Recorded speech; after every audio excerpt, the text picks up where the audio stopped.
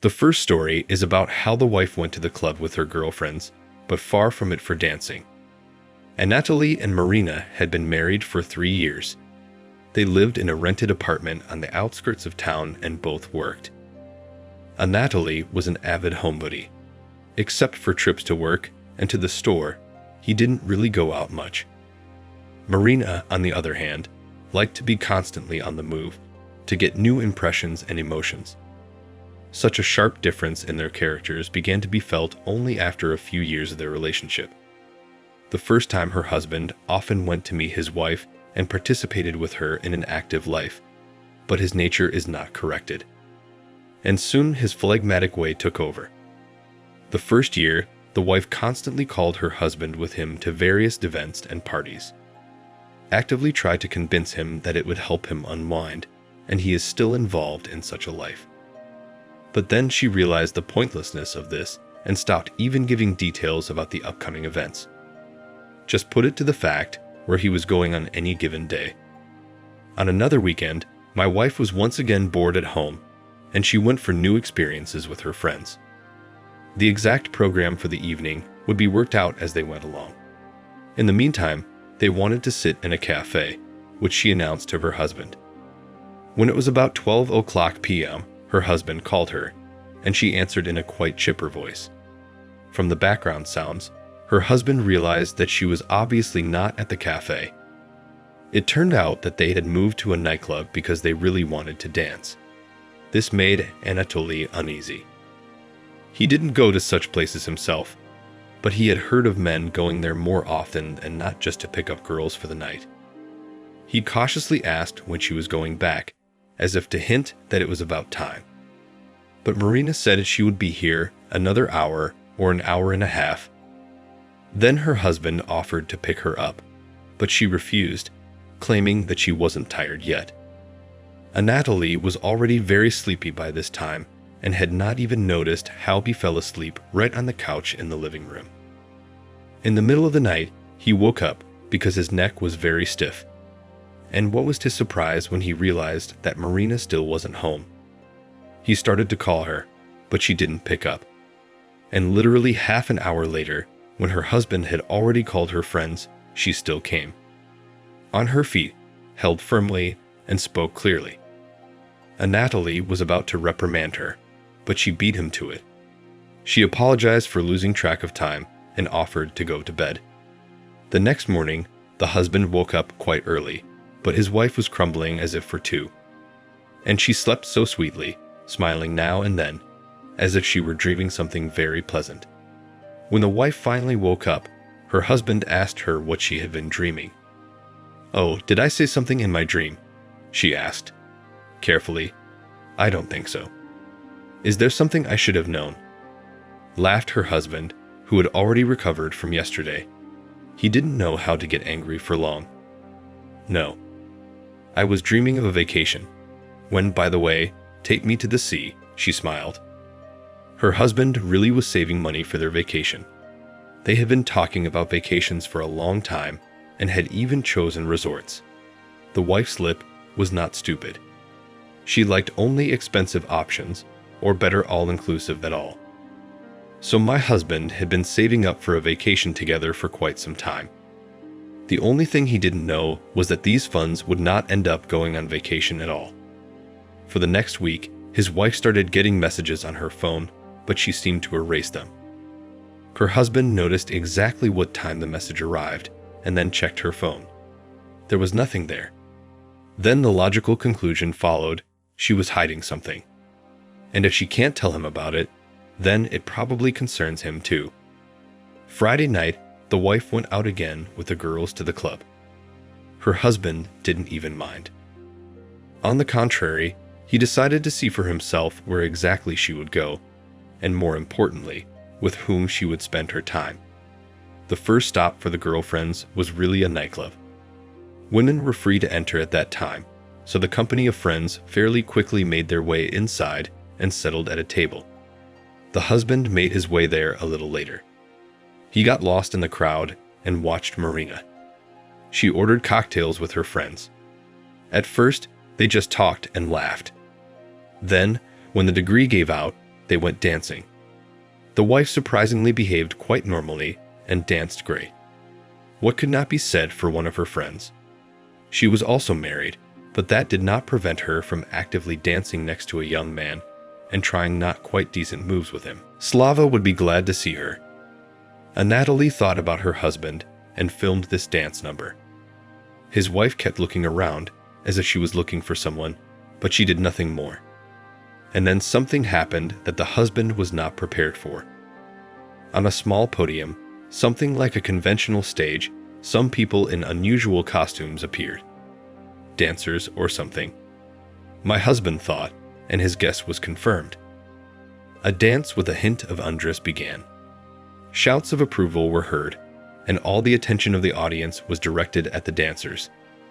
The men were looking at the beautifully developing women, and the fair sex was fascinated by the central character. A very pumped-up man wearing sunglasses. The husband looked at Marina. She simply devoured this dancer with her eyes. Anatoly even felt offended. He couldn't remember the last time she had looked at him like that. The man forced himself to sit through the entire performance, keeping his eyes on his wife. As the dancers headed backstage, Marina leaned over to her friends and said something in their ears, and they squealed approvingly.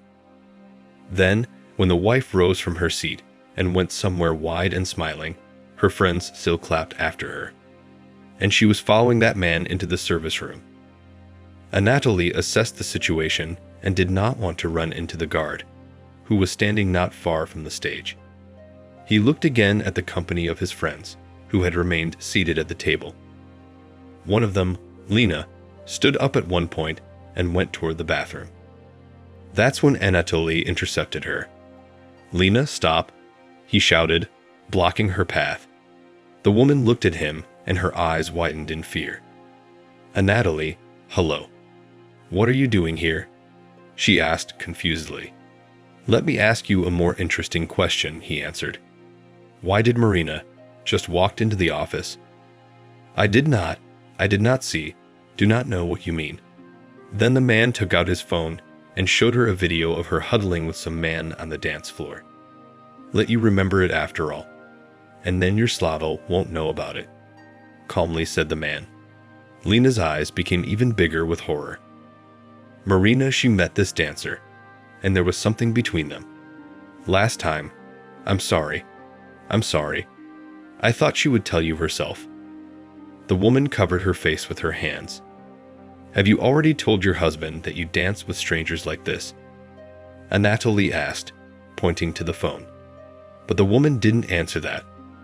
Husband had nothing more to look forward to at this club.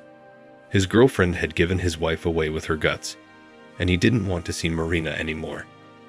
He could take his anger out on the dancer. But in essence, what was his fault? The woman herself had come to such an institution, and he doesn't have to check everyone's passport stamp. Anatoly went home, quickly gathered his things from his rented apartment, and loaded everything into the car. He no longer wanted to be in the same house with a woman, and by staying here, everything would remind him of her. And he had long wanted to move closer to his work, and Marina had always been against it. Now her opinion did not interest the man. That was where the money he had saved for vacation came in handy. Anatoly soon rented the apartment he wanted. Then he filed for divorce. Marina tried to get in touch with him and try to make the whole situation look like a monstrous misunderstanding, because Lena never admitted to her that night that she had turned her in to Anatoly. Lena had to explain herself when Anatoly did send her husband's video of Slava. He kicked her out of the house, and she suggested that her friend live together.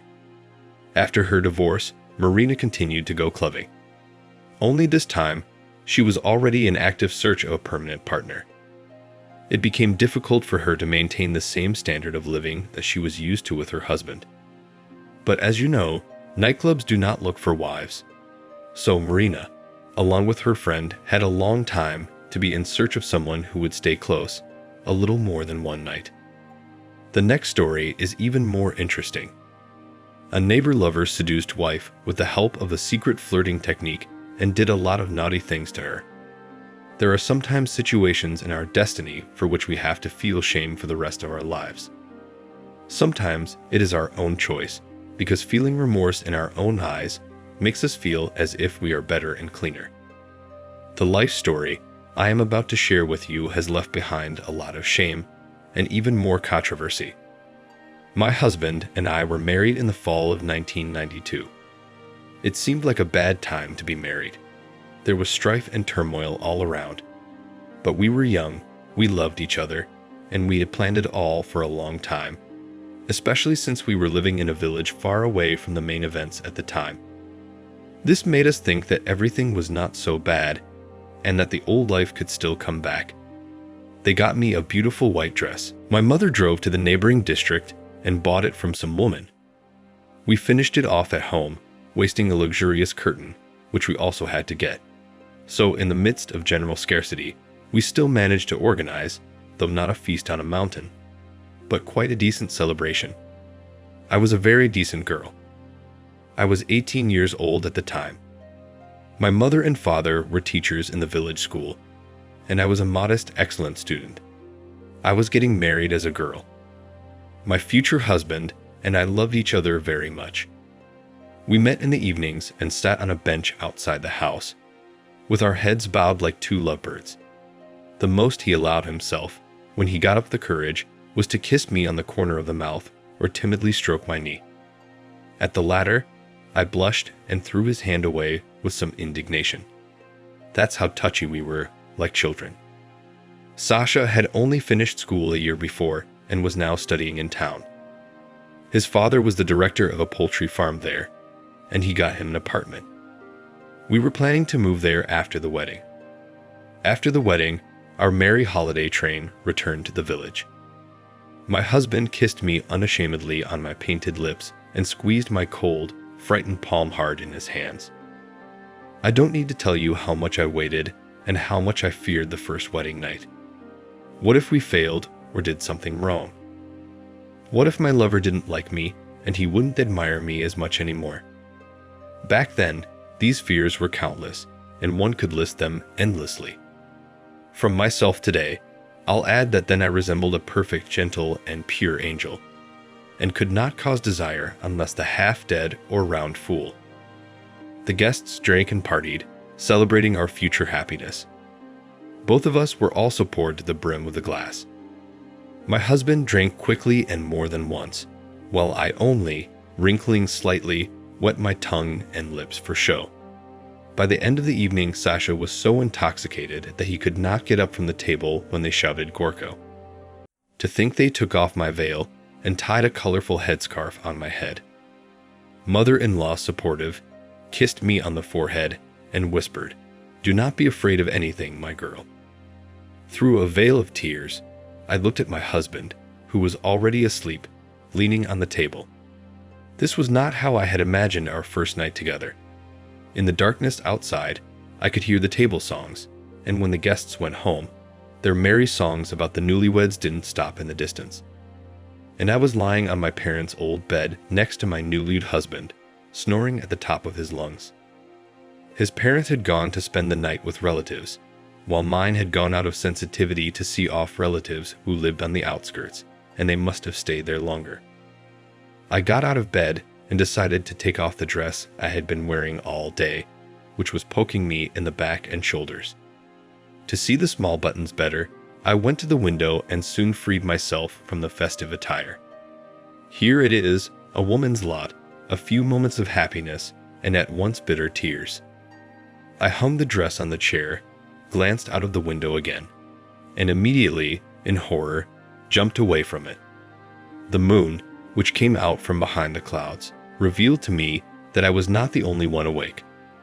At this late hour, our neighbor was looking directly at my tear-stained face. My recent schoolteacher, Evgeny Nikolaevich. What a shame.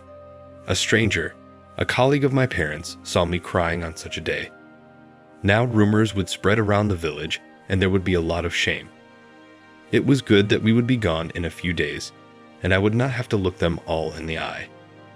All these thoughts flashed through my head in seconds. There was a quiet knock on the window.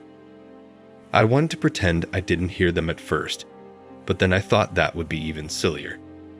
When I opened the window and hurriedly wiped away my tears, I asked, "What did you want, Evgeny Nikolaevich?" "He hurt you, Masha?" asked our neighbor. "Why are you crying?"